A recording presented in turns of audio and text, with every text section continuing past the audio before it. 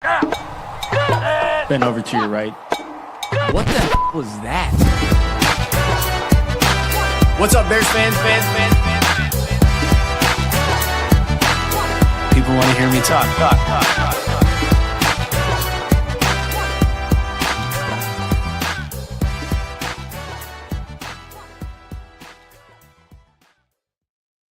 What's going on, Bears fans, and welcome to another episode of the Nicholas Moreano Show. I'm your host, Nicholas Moreano. Make sure to like, subscribe, leave a comment on this YouTube channel. And if you haven't already, I am on Apple Podcasts, Spotify, Amazon Music for you audio listeners as well. So go give me subscribe, whichever one you feel suits you best. But I wanted to get on here, do another episode here to kind of close out the work week. And, you know, just with all these mock drafts, I want to go ahead and just look at just one media entity in the NFL Network.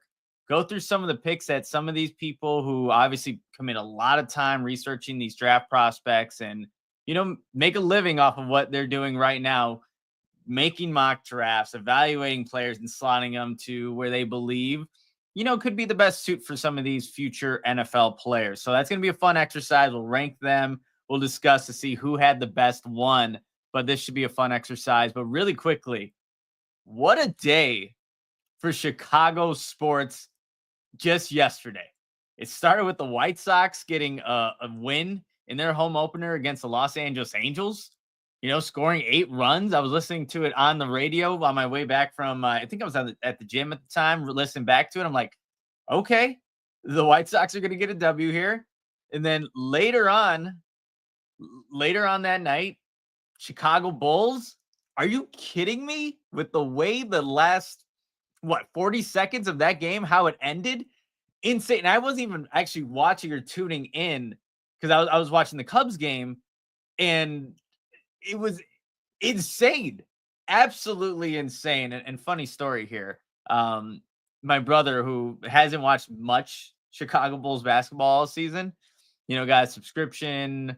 Fubu was watching the game, and, you know, I forgot how much they were down late in the game, but didn't, you know, kind of tuned out and missed everything that happened. I did as well. I wasn't, like I said, I wasn't really watching the Bulls, but to see how it ended and watch all the highlights and the call from Stacey King, and I mean, it was insane. Absolutely insane. Adam Amin as well. I mean, that it was just a electric feeling watching that happen and seeing how a half-court buzzer beater to even get the ball before that with the steal, Kobe White's 3, and then to lose the lead and then come back. Amazing. It was a lot of fun. And then the Cubs, you know, go out and do their thing against the Diamondbacks, and you see the bats come alive. Like I tweeted out, like, White Sox, Bulls, Cubs, they all won yesterday. And then it was the gif from The Office, like, what's going on? Like, what is going on? Like, that's why when Chicago sports, again, it was one day, can be good. Man, it could be a fun time. Hopefully, at some point, we can get to that version of excitement from not just one team, but from multiple teams at one time. That's where I think, you know, being a sports fan is at its best, because it would be nice to just have one winning team. Let's not get greedy here, but man, that was a, you know, fun time to be just a Chicago sports fan and just watch what ended up happening and how things happen. You know, good day, definitely a good day, good night. Actually, technically the Cubs won, you know, the next day, you know, with the time late game Diamondbacks, man, late game. All right, guys, let's get into these mock drafts that the NFL Network has put out throughout the week, and even some are a little bit older, but I wanted to go through just some of them and, you know, share the picks, and then we'll rank them in the second half of the show. But I need to, you know, tell you about, like, who is actually picking, who's making these mock drafts, who they pick, their explanation, and then where, you know, guys like Ashton Jeanty and Will Campbell went in these mock drafts as well. So let's just get started with this. And, you know, I'm just going in, went on NFL Network or NFL.com mock drafts. And then here they just kind of have the tabs. So I just went through each one, and we'll start with Bucky Brooks here. This is 3.0 for Bucky Brooks. This was released on March 25th. So as you're in the chat here, coming in, hanging out, want to hear your reaction to these live, and we'll keep, and again, I'll relay all of these. We'll talk about them a little bit, and then we'll go on and discuss, where I have them ranking based on the players they selected and how they fit the Bears' obvious need at number 10. Bucky Brooks, 3.0, has the Bears picking. Boom. And this one's already like, I guess I would say a shocker. Omarion Hampton, the running back from North Carolina. So the explanation here, Ben Johnson's immense success with a two-back rotation in Detroit could prompt Chicago to expand its top pick on a physical runner to partner with a dynamic DeAndre Swift. And you're like, whoa, we picked Hampton. Where did Ashton Jeanty go? Ashton Jeanty in Bucky Brooks mock draft went to the Raiders at 6. Will Campbell went to the Saints at 9. So if you're thinking, okay, Omarion Hampton, when I saw it, I'm like, I love the player. Great player. I just don't know if that's, the guy at 10. And are you just taking him because Genty's gone? Like if Jeanty was there, I'm sure Bucky Brooks would have had him taking, a guy like Jeanty there, but he goes with Omarion Hampton. And like I said, really good football player, but I just don't know if that's a pick at 10. Second team Associated Press All-American. He was a finalist for the Doc Walker Award, and they top running back, led the team with 15 rushing touchdowns. They're in the FBS with 1,660 rushing yards on 281 carries. And then the all-purpose yards in 2023, insane. And started 12 games that season. So there it is. This is how we're starting off, guys. Omarion Hampton, if they is your first pick in the mock drafts. I'm not going to mock the mocks because I respect people that do mocks, but that just wouldn't be the pick there. And I'm seeing some people come into the chat here. Let's see. We got Allen. If they take the number 2 running back in the 10th, I'll quit. Alan, I understand it. I understand, man. We have Tree Xmas. Imagine Hampton running up the Bears' middle of their line. Yeah, no, obviously a very improved offensive line with the additions they've made. So I think that there could be a lot. Look, like I said, it's not that I dislike Hampton. I just don't know if I like the pick there at 10. Do you find a trade back scenario and even if it's the middle teens and then you get draft compensation back, then yeah, I understand that. I completely understand that. Eric Bochen here. Nick, how big of a difference is your grades on Jeanty and Hampton? I mean, I'm not one that really likes to grade, but I think they're stylistically a little different. And with Jeanty, man, obviously he can do everything. He can absolutely do everything. And he is that perfect mix, I would say, of a David Montgomery and Jahmyr Gibbs. He can thump you in the short yardage inside and has the breakaway speed for the explosive plays. And then Omarion Hampton, it's not that he doesn't have that. I just think Jeanty has it at this extreme level that you rarely see from a running back prospect. So, he would be a good addition, Hampton, to Swift. He would be a good addition to, I think, any running back room. But there is a gap there. Maybe it's not as big as, I wouldn't make it as big as maybe some other people do, but I still have Jeanty, as the more capable. If you're going to consider a running back at 10, here's how I'll put it. It better be Jeanty. And Hampton, you find a way to get that guy if it's a trade back. All right, let's keep this going really quick because, again, we're gonna rank these at the end here at the second half of the show. We have Charles Davis, 2.0. This was released on March 27th. The Bears pick. Guys, this one, I thought the first one was not a little crazy, but, Jalen Walker, the linebacker, plays on the edge for the Georgia Bulldogs. Explanation here. The Bears went strong in free agency. Now they add a bookend buddy for star pass rusher Montez Sweat. And here we go. Ashton Jeanty in his mock, Raiders at 6, just like Bucky Brooks. Will Campbell, Saints at 9. Yeah, this one, I mean, really perplexing to me. I just look at the physical makeup of a guy like Jalen Walker. Really good football player. Let's get that straight. Really good football player. Going to be an impact defensive guy for somebody. It's just not going to be the Bears. At 6'1", 243, 32-inch arms, does not fit what Dennis Allen would like in a defensive end. And that's not to say that he can't hold the edge. That's not to say that he can't be successful. That's just not what he typically looks for. And unless Dennis Allen is pivoting from what he's done in the past, then I don't see a guy like Jalen Walker being the player there. But to kind of highlight what he's done, he won the Buckus Award, nation's top linebacker in 2024, led the team with 10.5 tackles for loss, tied for the team lead with 6.5 sacks, played in all 14 games. And even actually, like, this is from reading off the draft prospect profile on NFL.com, played on punt coverage teams throughout the season. Like that, again, it shows you the type of player that Jalen Walker is. Like I said, great football player. Not one that I would suspect for the Chicago Bears at 10. So there's that. We got maybe the two, I don't know, the ones that are a little different than the consensus, I would say. Let's go to Chad Reuter. He did a 4-round mock draft. This was released on March 21st. The Bears pick with the number 10 overall selection there, Armand Membu out of Missouri. Here's the explanation he's got there.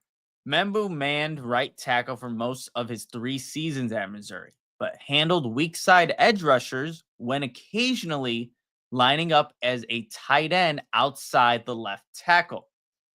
General Manager Ryan Poles, briefly a Bears offensive lineman himself, may believe the athletic, long Membu can make the transition permanently to challenge Braxton Jones, a free agent in 2026, for the left tackle spot this season. In this draft from Chad Reuter, he had Ashton Jeanty going to the Raiders at 6, and Will Campbell going to the 49ers at 11. And now, Membu I can get behind. I do like Membu. I like the projection, what he's capable of doing on that left side, because obviously if you're drafting him to the Bears, you're keeping Darnell Wright at that right tackle spot. But 6'4", 33.5-inch arms. I mean, we all saw his 40-yard dash at the NFL scouting combine, 4.91, and him grunting down as he goes down there. But athletic football player, had a hell of a season in Missouri last year. Started all 13 games at right tackle 2023, second team all SEC, started 12 games at right tackle in 2024. So yeah, like if you're looking at that potential replacement for a guy like Braxton Jones, and again, you have to project that he's going to be able to play on that side. I see exactly why a guy like Membu would be on like maybe the Bears radar or even on like these mocks. So I'm going to go, like, I like it. I like the idea of it. So let's keep on going here let's keep it going because we have a couple more, actually. I think we have 6 total. We have Mike Band 1.0. This was released on March 20th. And this is someone that I wasn't as familiar with. Obviously, I've heard of everybody else that's written these mock drafts, but he's a next-gen stats research and analytics. That's what his specialty is. So the Bears pick at number 10, he has Calvin Banks Jr., the left tackle from Texas. And you know what? To be completely honest, I know you maybe look on Bears Twitter, even on Twitter, like there's some people that are not, they don't like Calvin Banks as much as maybe I do. I didn't mind the film. I liked what he's capable of doing.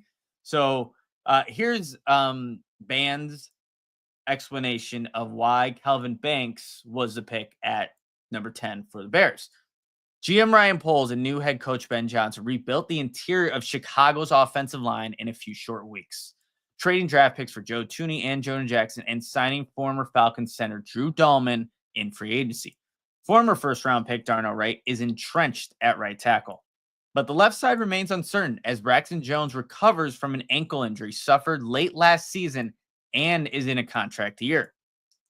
Few quarterbacks need stout protection more than Caleb Williams, who was sacked 68 times as a rookie, third most by any player in a single season in NFL history. Enter Kelvin Banks Jr., 2024's Outland Trophy winner, who projects as a franchise left tackle capable of completing the overhaul up front. There could be a push to grab Ashton Jeanty if he's available, but Johnson's track record during his time as the offensive coordinator in Detroit suggests he'll continue to emphasize the trenches. And in this mock draft, Will Campbell went to the Patriots at number 4. Ashton Jeanty, here's a trend, Raiders at 6. That seems to be the common trend here. And what he did for his mock drafts, or for his selections before the explanation and the pick, he put the probabilities of first position drafted for each team. And this was interesting based on the picks that he had in front of 10. He had cornerback 19%, defensive line 17%, wide receiver 17%, O-line 12%, tight end 12%, and linebacker 11%. Again, when I see those percentages don't quite match up with what the Bears are going to likely do with the 10th pick, and even like Kelvin Banks Jr. fits in that 12%, which is, lower than the other previous positions that I mentioned before that. So I thought that was interesting that he added that to his each selection for his mock draft. All right, we have 2 more here, you guys, and then we'll probably get to a break and then rank these mock drafts. But you have Daniel Jeremiah with his 3.0. That was released on March 18th. I'm sure he's going to be released. Well, actually, I don't know. He's done a lot. I don't know how many Daniel Jeremiah does, but 3.0 Bears pick with number 10 overall is Will Campbell.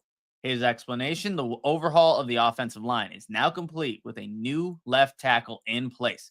Chicago's trio of March O-line acquisitions would be sandwiched between 2 top 10 picks in Campbell and right tackle Darnell Wright. In this mock, he also had Ashton Jeanty going to the Raiders at 6. And guys, with everything, all the recent news with Will Campbell, he's got 33-inch arms now. I don't know what people are going to start criticizing him about. If to be completely honest, I mean, he's been a stud at the left tackle position for LSU, and I don't know. If you don't think he can play left tackle, what? Again, maybe he's better suited to play inside in the NFL. Long career there, I understand, but he's shown that he can play at the college level, and it is different. It's going to be a jump, no matter what. How many FCC opponents he's played, how many first-round draft picks he's blocked in the past. It's different at the NFL level. But, I mean, he checkmarked the arm length. So if that wasn't a question in the first place, would you be questioning Will Campbell as a tackle? Is, I think, the question that I would want people to answer. If his arm lengths weren't ever a question in the first place, would you have any of these, reservations about Will Campbell as a prospect? Maybe a good question to answer for yourselves. All right, last mock draft here is from Lance Zierlein. This is 2.0. This was actually done, a little bit further back, March 3rd. So this would be, a little bit after the combine, if I'm not mistaken. The Bears pick, 10th overall, Josh Simmons, left tackle, Ohio State. And the explanation: for the second time in 3 drafts, Ryan Poles takes an offensive tackle with the number 10 overall pick.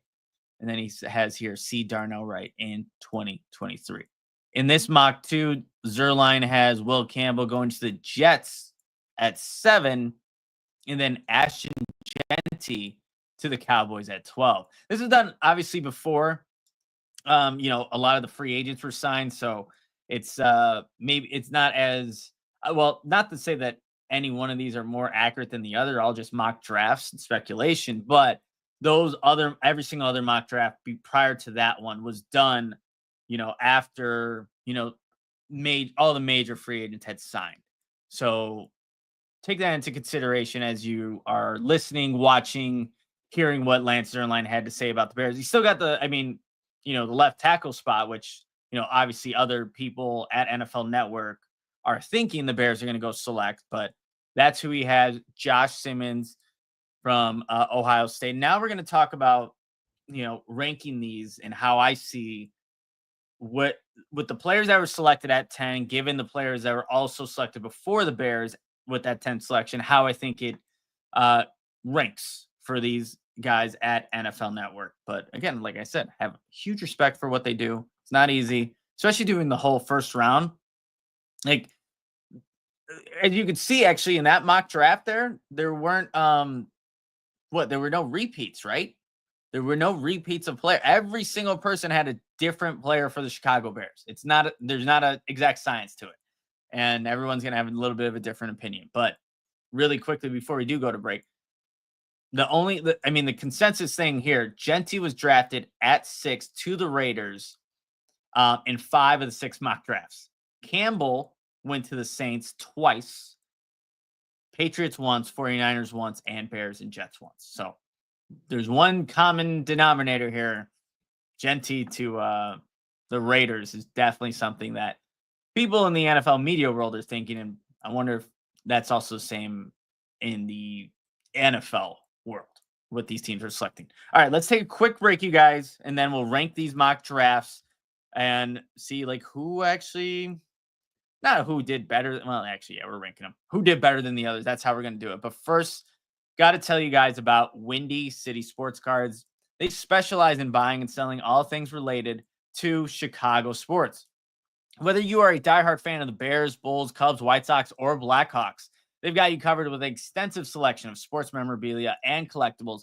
In addition to their Chicago-focused items, everybody, they also offer a vast collection of sports trading cards and memorabilia from your favorite teams and players. Visit their online store to find exactly what you're looking for to complete your collection or to discover a new favorite. Check them out at 312-WindyCitySports.com. That's 312-WindyCitySports.com.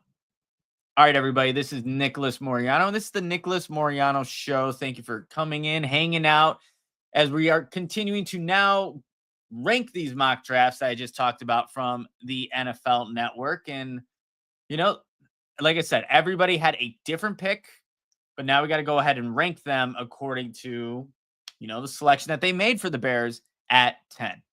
So I think the best way we'll go from worst to first. I think that the dramatic effect. Who's number one?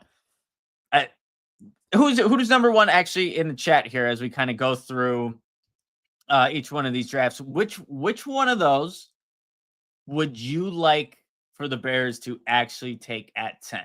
Again, all of them except for one had Ashton Jeanty gone. Will Campbell was mostly gone in all of them except for one as well, I'm pretty sure. So put it in here which one of those mock drafts you liked. But we're going to start with number 6. And I got to go with the Jalen Walker pick. And I was kind of talking about it at the top, or when we were talking about Jalen Walker, but the physical makeup just doesn't match up with what Dennis Allen's going to like there. So even though he's a good football player, he's going to be very productive, I think, wherever he ends up going, as long as it's a scheme fit. Yeah, Jalen Walker is going to go out there and ball out.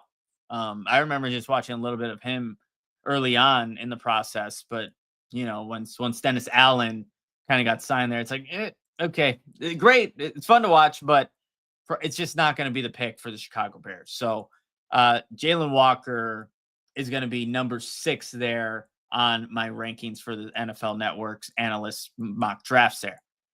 Number 5, I'm going to Marion Hampton. And like I prefaced earlier, I really love the player. And if he ends up being a Chicago Bear, great. Because that's another weapon that Caleb Williams is going to have, that Ben Johnson's going to be able to utilize, that I could see just working in Chicago. But we're ranking these mock drafts with that 10th overall selection. And for me, that's a little rich for Marion Hampton. It truly is. I think he'll still end up being a first-round running back, and more so the middle, maybe even in the 20s. But I just don't think that should be the selection for the Bears if Jeanty's which, Bucky Brooks has Jeanty being gone before the 10th pick. So then you go ahead and go get these, I think maybe consensus second best running back. There's so many other guys. There really are so many other guys in this draft that I think could still be impact guys that you can obviously build with moving forward. And I just don't like the value there. I just don't like the value there. And maybe the Bears feel differently. What if the grade is higher on Omarion Hampton than it is, some of these other tackles I'm about to list off, because that's what we have left, our left tackles. Or left Armand Memba, who was a right tackle, going to play left tackle if he was with the Bears. So Omarion Hampton from Bucky Brooks going with number 5. Number 4 here. This is this one I definitely went back and forth on, because he could have been higher. He could have also been lower, depending on how you view Josh Simmons, the left tackle from Ohio State.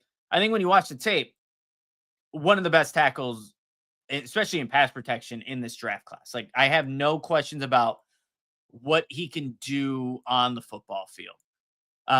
The one question now that I'm like talking this out a little bit here is that when you look at, I guess, the competition that he faced before he went down with, the knee injury in October, well, you have Iowa, Oregon, Michigan State. I don't even know what some of these other schools are, just based off the image. It's just not the greatest list of games that he's had for overall like makeup here. And then in 2023, so you have to look, like, you evaluate his 6 games that he had in 2024, and then you have the 2023 season, 13 games played, which obviously is better than they had 13 games played in 2022. He's only given up 5 sacks throughout his career at Ohio State. 4 came in 2022, only 1 in 2023, and then none last season. Only 1 hurry last season. But then, you guys, really quick, like, I don't know. We got to at least consider this part of the equation when you're evaluating prospects. And I feel like as we get closer and closer to the draft, more dirt kind of comes out on every one of these guys. And for Josh Simmons, this was eyebrow raising, is how I'll put it, because Tyler Dunn, who does a fantastic job with these in-depth pieces, wrote, he has basically the list of the title here is Part 3, Offensive Tackle, Inside the Hunt for the Next Great Left Tackle. And he has a small excerpt on Josh Simmons. And here's what it reads. And you should definitely go subscribe, Substack, golongtd.com to read Tyler Dunn's work. He's awesome at what he does. But this is just a paragraph on Josh Simmons. Removed from consideration by one team for makeup issues. Another team expressed serious reservations. Kind of a F dash dash dash dash dash. So F, 5 dashes afterwards. Kind of a F something, said a 4th scout. His issues are more football character. He has a complete bullshit sense of urgency, like a total finesse player. Mental is an issue. Lacks power. Struggles to anchor. Fundamentals are poor. Plays like a guy that was at a JUCO and just came here. Joku. Why did I say JUCO? Joku. Guys, those are strong words from, again, a scout talking about Josh Simmons. So the injury, what was it? The patellar tendon, the knee injury. Even last season, just who he played. This, it's honestly, it's making me question Josh Simmons. But there are some people that believe he should be offensive tackle 1. And if you just watch the games that he's played, and you can't look, I'm slightly faulting him for the opponents he's played, but when he played those opponents, dominant. Like, there are some things to consider there. And you just don't want to draft somebody if you have reservations about the knee, the football character, just some of those things. And that's why I have him there, or ranking that mock as number 4 with Lance Zierlein. And the football character I think is huge too for the Chicago Bears. Like, we know how Ryan Poles has drafted players that kind of fit the mold of what he's looking for. If Josh Simmons doesn't fit that, and look, the Bears were heavily invested at Ohio State's pro day by, I believe, Ben Johnson, Ryan Poles, both there. I don't know. It's just something to consider and factor in as you're looking at these prospects. But let's get into number 3 now. And this is from Mike Band, who has Kelvin Banks. Like I said earlier, I like Kelvin Banks. I think he's a good football player. I think he can play that left tackle position and, be somebody that if you're looking to replace Braxton Jones, yeah, you can do that there with a Kelvin Banks Jr. Let's see really quickly, just looking at some of his stats there. And you know what, I did do a whole show on just the Texas prospects because the Bears were, Ryan Poles was also there. Just looking at Kelvin Banks, and so was Eric Bieniemy as well. So I don't want to go too deep into this because again, you can go watch that show. It has a way more in depth about just all the Texas prospects that the Bears can go look at. So go check that out after this episode. But 15 games played last season, only 1 sack, 2 quarterback hits, 4 sacks in his entire career at Texas. But he played some strong level competition: Ohio State, Clemson, Texas A&M, Florida. You have Michigan early on. Like there's some capable playmakers that will end up in the first round just on the defensive line in those schools. So definitely somebody that has played good competition, met that level of competition, and has excelled. His pass block grade 89.9, which is better than his run blocking grade at 81. I played all of his snaps have all been at left tackle, so there is no projection of moving or anything like that. So solid football player. The wingspan is probably not ideal of where you want him to have, but he's a guy that I think should be a good left tackle in the NFL, you guys. And I would not be opposed to the Bears taking him. This is different though for me. Like I haven't really committed to anybody at 10. Like even at this point yet, like I go back and forth. I can have debates with myself or whoever I talk to, but yeah, Kelvin Banks, I like him. Ideally, it is a little further back. That seems to be like almost the consensus for a lot of these guys. Like, yeah, he's good. Is he a top 10 pick? He's going to one of these guys. Maybe will be, but in another year's drafts, like I don't know. It is a little weird.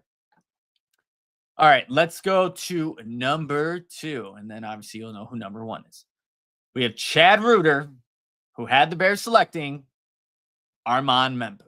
I like Armand Membu. I like the projection there. I love his, again, the physical makeup is what really entices you about Armand Membu because you are projecting when you look at him because all of his snaps at Missouri since 2022 have been at right tackle. Every single one, 800 in 2024, 857 in 2023, 307 in 2022.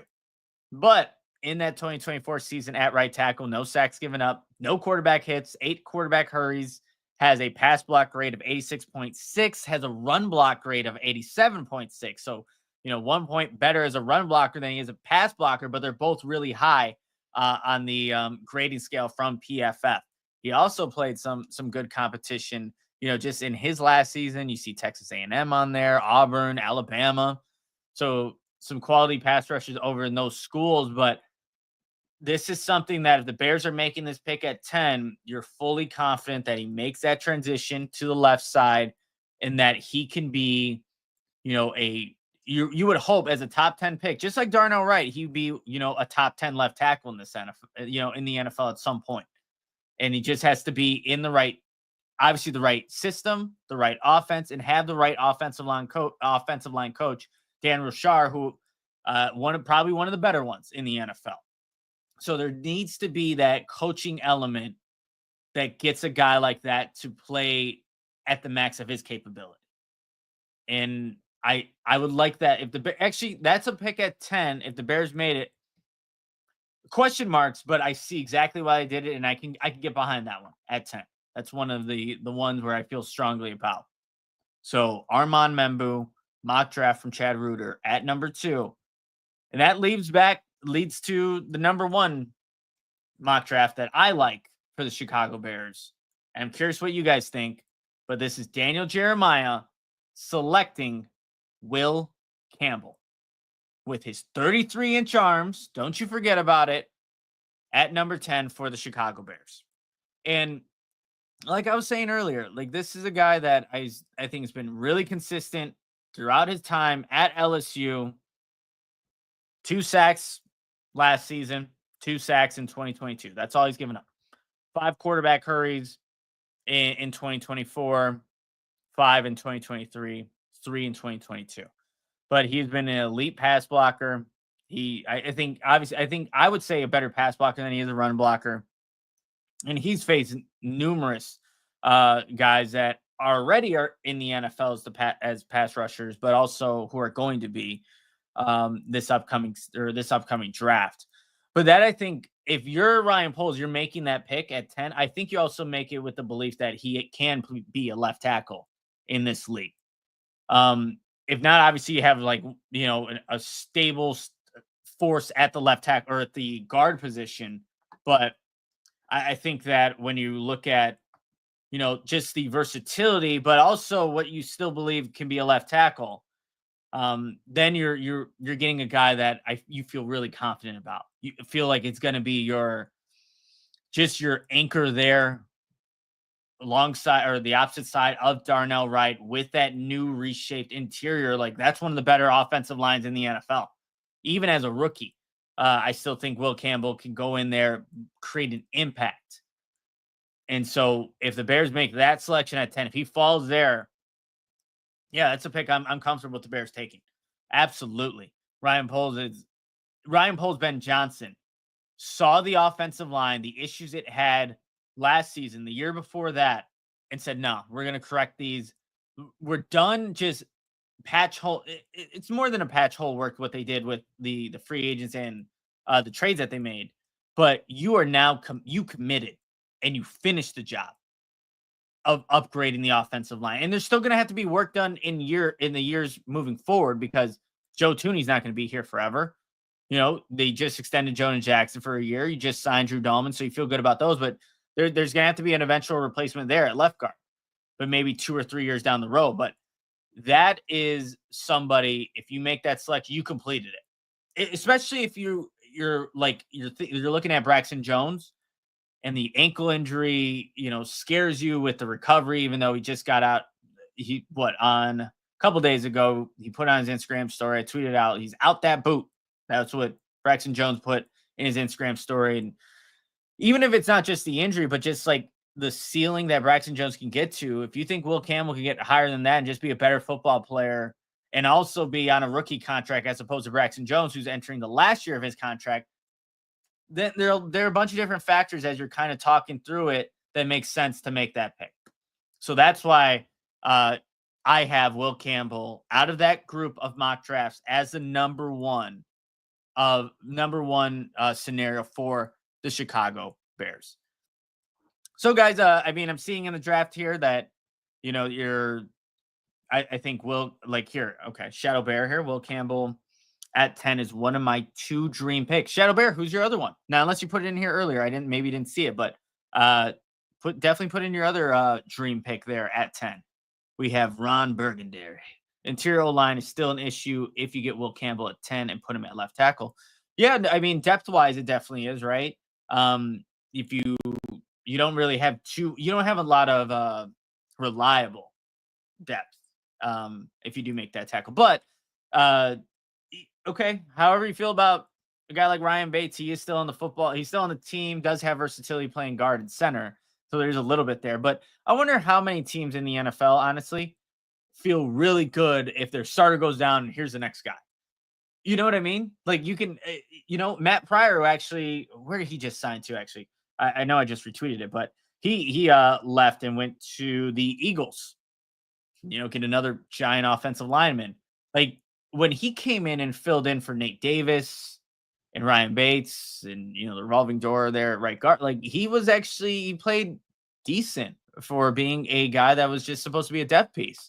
And so that is a luxury to have sometimes, just somebody they can go in and not, I won't say skip a beat because obviously you're going to want your starter, but it is nice having guys that you can count on. So that is something to at least consider as you're also probably making these picks. Shadow Bear, you have Mason Graham at 10. That most likely won't happen though. LOL. Yeah, Shadow Bear. If that happens, like if you know that he's going to be like the card is already there. Roger Goodell's already walking up as like the Bears are on the clock. Boom, the Bears are off the clock because they just selected Mason Graham. That's so easy. I think a fun conversation, an interesting conversation, maybe even for the chat here.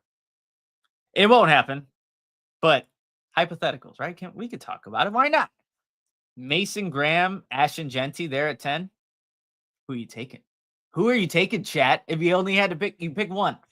Ashton Jeanty, Mason Graham. If they're both there at 10, hypothetical scenario that's definitely not going to happen. So if you're already like, what's the point of this conversation? It's not even going to be a conversation. Just kind of putting it out there. Who would you take? I'd take Mason Graham. I'm going to be completely honest. I'm taking Mason Graham, not worrying about my defensive line. And just the way, just how you can use a guy like that. Like he was lining up at the edge. Who was I watching? Was I watching Josh Connerly or was I watching Kelvin Bank? I forget which one of the offensive tackles I was watching, but I'm like, oh, Mason Graham's out there. But now he's on the inside. Like, dude was lining up. He's got some versatility in his game, but obviously super consistent. And I think he's going to be really, really damn good at the next level. So I'm going Mason Graham. And plus, I look at it this way too. And we're going to actually get into a little bit of the Ashton Jeanty conversation because Brad Biggs from the Chicago Tribune had an article, a column on Jeanty come out. This was March 27th. So just yesterday. You get an impact player. You get an impact player with Ashton Jeanty, you draft him at 10.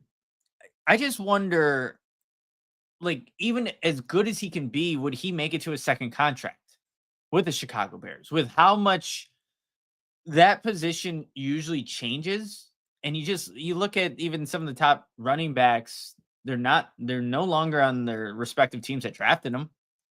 Saquon, McCaffrey, like they're not there. But when you have them, they're great. They're amazing to have those impact running backs. But how long are they there? So that's the thing. I wonder how NFL teams really view that. Like, okay, I get this player. He's going to be an impact 2, 3, 4, whatever. But is that it? Do you think about how longer than that? Or obviously in the NFL, there's so much turnover and change, and you have to win now. Is that a justifiable pick for a team? I still view that top 10 pick as more of a luxury, but with the additions of Bears and man the own line, I definitely can have the conversation about Jeanty at 10. So those are just the questions I think of when I, factor in Ashton Jeanty. But really quickly, let's get just some takeaways from Brad Biggs' article that he wrote on the Chicago Tribune. Definitely go check it out. I'm not going to read everything here because I want you to go read his work. He did a really good job with this. Similar to the mock drafts that I was talking, relayed here. Again, these are media mock drafts. A lot of teams, or those mocks, Jeanty was gone by the 6th pick. The Raiders took him. Gone. And there was, I'm just trying to find the paragraph in here. Okay. If he's even going to be there for the Chicago Bears. So that's like the big question here. Let's see. We're just reading a couple paragraphs. The Bears are counting on new head coach Ben Johnson to spark an offensive renaissance after he directed the highest scoring team in the league in Detroit. Maybe you heard of the catchy nickname for the Lions backfield, Sonic and Knuckles, with Jahmyr Gibbs and David Montgomery playing those roles respectively. Like, I agree with Brad what he's going to say next or right here. Jeanty is so talented that he can be both Sonic and Knuckles. and there's at least a chance he'll be an option for Bears general manager Ryan Poles. So I think the Bears could be interested in Jeanty. I'm sure the Bears would also be interested in Abdul Carter, right? You're interested in these guys, but will he be there? And that's like the huge question. Like, obviously, these teams are going to see these talented players as well. And you can like these players, but it's another thing to actually have a realistic option of drafting them.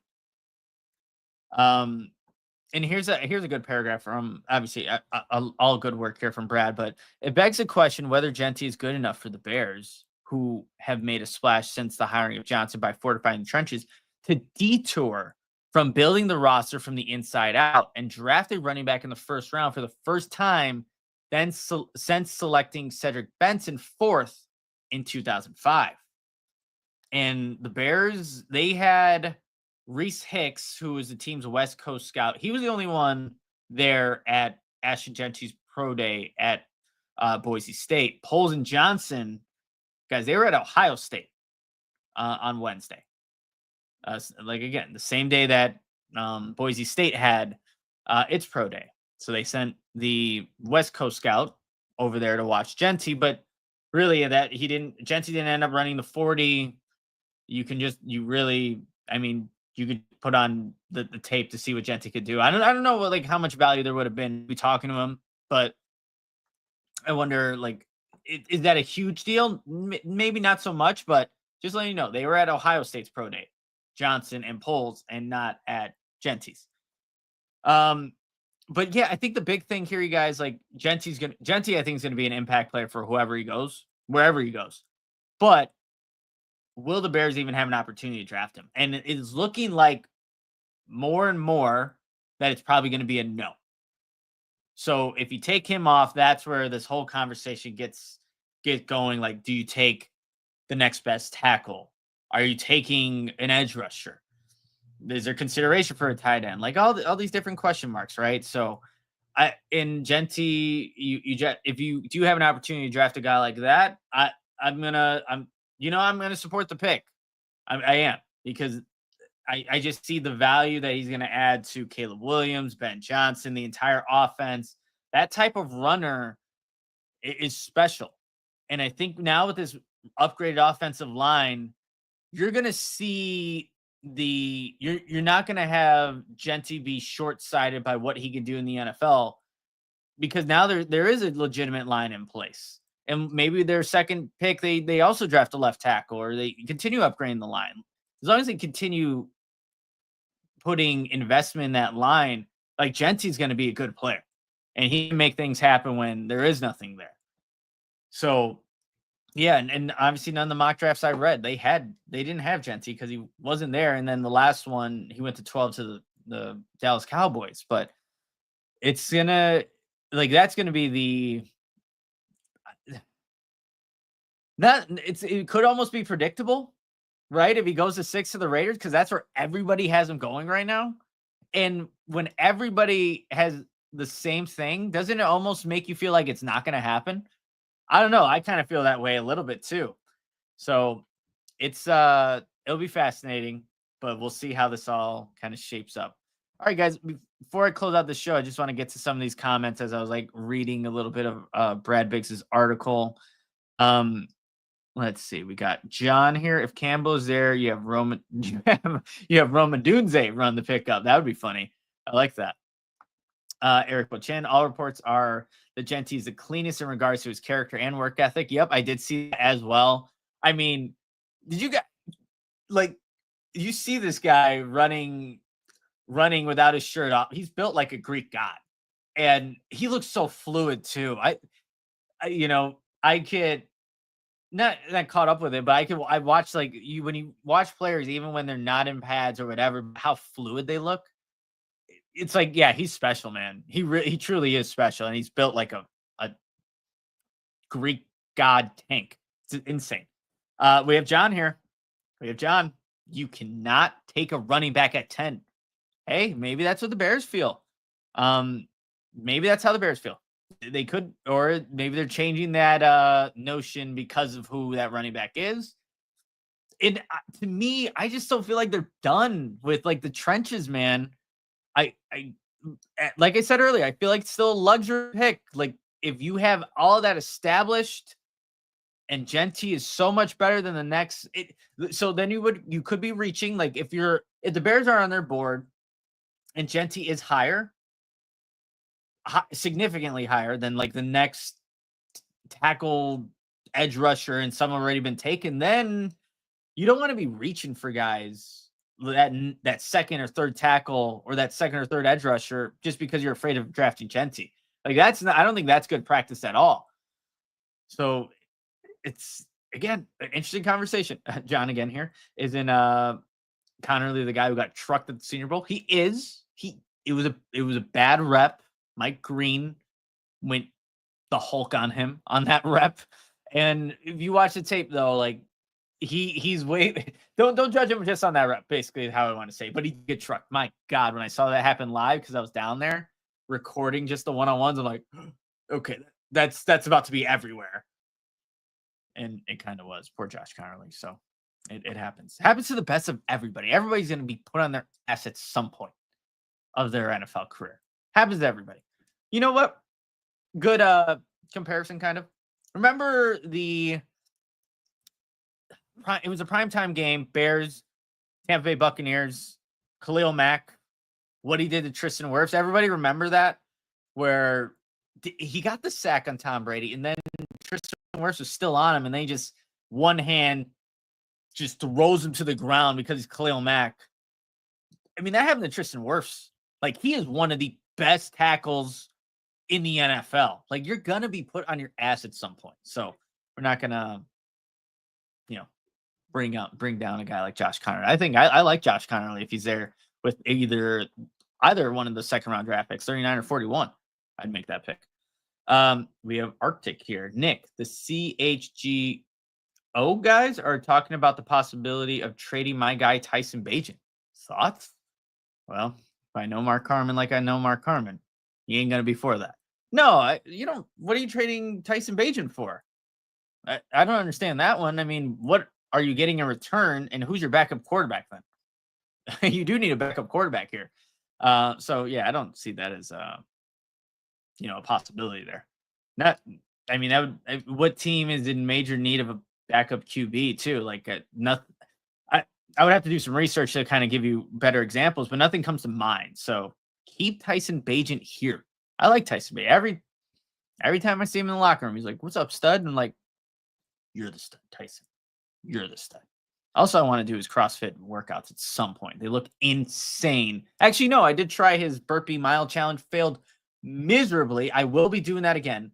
It has to be outside. It has to be on a track too. Because I did it on a wet football field, and it was hard. Like, I was trying to track it with my watch to get the mileage. It's just not a very accurate way of doing it. So if I do 4 laps around the track doing this burpee mile challenge, I'll at least know there's my mile. And so there's no discrepancy about it. So I will do it again. It will be done. And Tyson Bagent will know about it because he'll still be on this football team. Tyson Bagent ain't going anywhere. All right. Shadow Bear. Trenches. These last couple playoff teams prove you need these and good D-line. Absolutely, man. You see the Eagles defensive line. They had waves of guys going after the Kansas City Chiefs and Joe Tooney playing left tackle because they didn't have depth, and just the tackles there weren't good enough. So you just need to have that position figured out, and then you go get some of these other pieces. And it's not to say that Braxton Jones isn't it. Like, if the Bears end up going with Braxton again for another year, again, he's healthy. Okay, I see it. You make that decision. That means that not only is Poles signing off, but so is Ben Johnson. I'm a little still wary on Ryan Poles' evaluation of offensive line, given his track record in Chicago. But with Ben Johnson in the mix now, that gives me a little bit more confidence if they do end up sticking with Braxton Jones. We have Mike here. See as how the difference between the number 10 prospect and the number 30 prospects are apparently graded similarly. What are your thoughts on Omarion Hampton at 10? I don't hate it. See, I was talking about that, Mike. I don't know if that's what I would do at 10. I think, are you only making that pick because Jeanty's gone? Right? Like, and how much? And so another thing too here, Mike. I wonder how much higher is Hampton to the next running back? Like, if they're close, then you're not taking him at 10. But if there is a drastic difference, or you don't realistically think you can land one of those other guys, I don't know if I'm still having that conversation at 10 though. Because I think there's going to be a I don't know, a group of these prospects that are going to be graded similar in those teens that you still can get a impact guy in the trenches and get a good running back in the second round. So I'm not there yet. I'm not there to have that conversation at 10, but I have seen it a little bit more with Omarion Hampton. So it was, who was that? Bucky Brooks in the mock draft that I just talked about earlier. He had Omarion Hampton. And I believe I was watching, what was it? Todd McShay. He was debating the Bears' 10th pick. And yeah, they went with Hampton too as well. Or he was definitely in consideration there for the Bears. Eric Rochan, my hope is the pick will be Campbell, but this draft is set up for Poles to address the trenches in the second with having 2 picks. Absolutely. I agree with that. Loving the show. Oh, appreciate it. Thank you. I passed the test too. I see that. I want Bajan to retire a Bear. Yeah, I wouldn't mind having Bajan in the quarterback room. Although I do know that guy is super confident in himself. And if he ever gets an opportunity to go somewhere else and like show what he believes he's capable of, I think Tyson Bagent will want to do that. I don't know if he doesn't view himself as just a backup, and maybe he'll never get that opportunity. I don't know, but it'll be, I wish only the best for a guy like Tyson Bagent. He's a really good dude. I enjoy having him in the locker room again and talk to him. All right.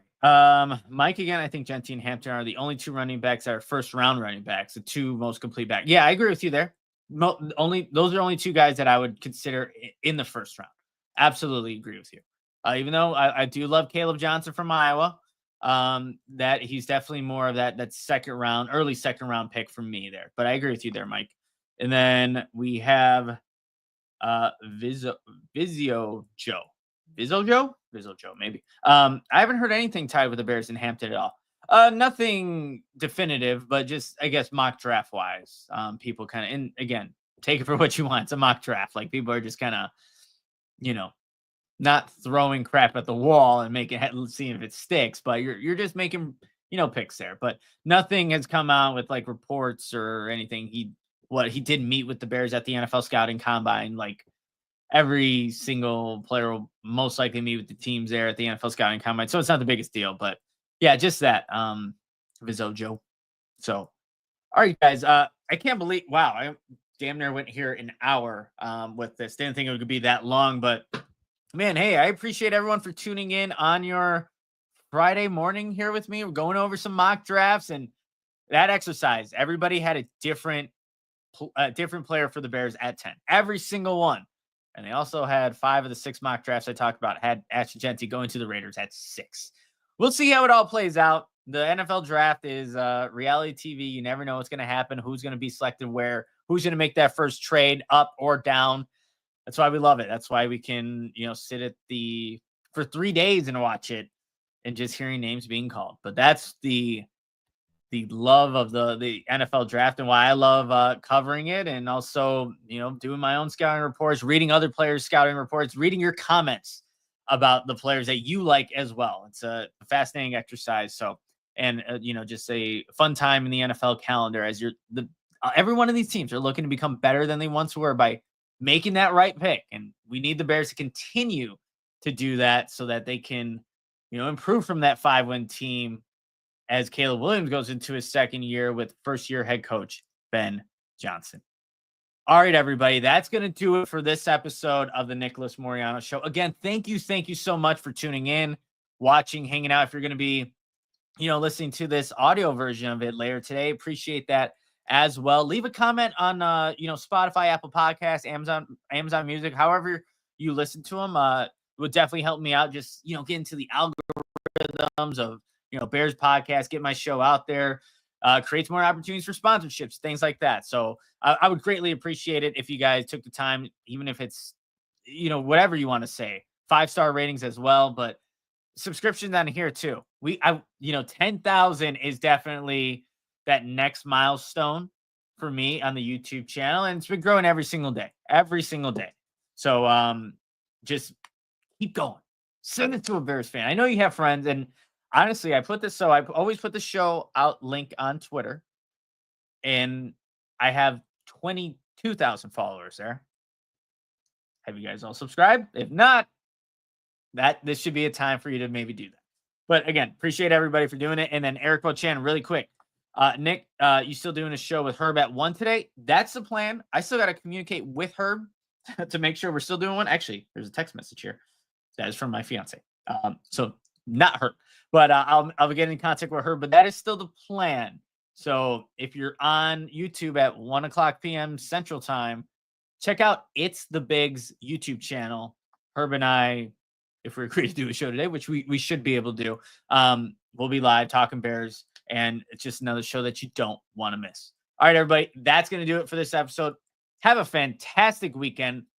If you're in the Chicagoland area, it's supposed to be like 75 degrees today or something like that. It was raining early in the morning, but as you can see, if you're watching, like the sun is coming out.